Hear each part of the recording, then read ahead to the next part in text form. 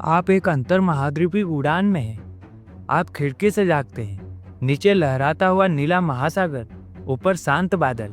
हर चीज सामान्य सी लगती है, लेकिन तभी एक जोरदार झटका। हवा में उड़ता एक विशाल बोइंग 747 अचानक नीचे गिरने लगता है। हर मिनट 6000 मीटर की रफ्तार से। यात्री चिल्ला रहे हैं, सीट बेल्ट से टूट रही है और विमान मौत की ओर तेजी से बढ़ रहा है। यह कोई काल्पनिक सीन नहीं था।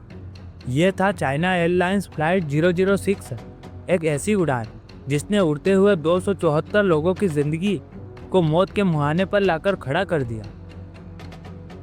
19 फरवरी 1985 चाइना एयरलाइंस फ्लाइट 006 ताइपेई से लॉस एंजलिस के लिए रवाना होती है।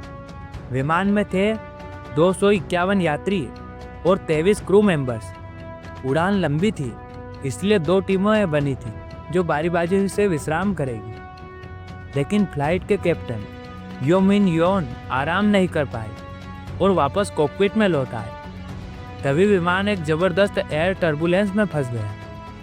फ्लाइट जोर-जोर से हिलने लगी। इंजीनियर ने देखा कि इंजन नंबर 4 की रफ्तार लगातार घट रही है। उन्होंने थ्रोटल बढ़ाया, पर कोई असर नहीं हुआ।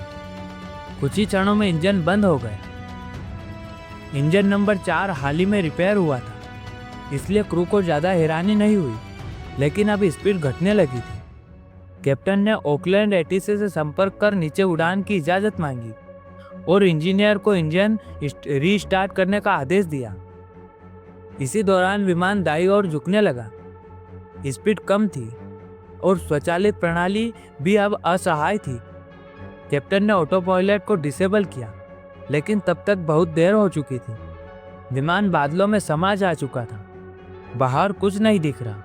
कैप्टन ने अल्टीट्यूड इंडिकेटर देखा, लेकिन उसे लगा कि वो भी खराब हो गया है और तभी विमान ने काबू खो दिया। अब विमान एक बेकाबू घूमती हुई गिरावट में जा चुका था। 1 मिनट में 20,000 फीट की ऊंचाई गिर गई। केबिन में सब कुछ उड़ रहा था। लोग सीट से उछलकर छत से टकरा रहे थे। ऐसा लग रहा था मानो कोई हाथ पकड़कर उन्हें आसमान से नीचे फेंक रहा हो। इंजीनियर ने घबराकर कहा कि बाकी तीनों इंजन बंद हो गए हैं, लेकिन असल में इंजन चालू थे, पर थ्रस्ट नहीं दे पा रहे थे क्योंकि कैप्टन ने थ्रोटल हटा दिया था। विमान इतना तेज गिरा कि उसके लैंडिंग गियर के दरवाजे तक फट गए। घबराहट इतनी थी कि किसी को यह तक नहीं पता था कि नीचे कितना बचा है। जब विमान 10,000 फीट से कम पर पहुंचा तो अचानक बादल छट गए। कॉकपिट से क्षितिज दिखने लगा। यह आखिरी मौका था। अगले 30 सेकंड में विमान समुद्र में गिरने वाला था। कैप्टन ने पूरी ताकत से कंट्रोल को खींचा और फिर हुआ चमत्कार। विमान स्ट्रेटन हो गया। इसी दौरान अचानक इंजन 1, 2 और 3 चालू हो गए और फिर इंजन 4 भी रीस्टार्ट हो गया।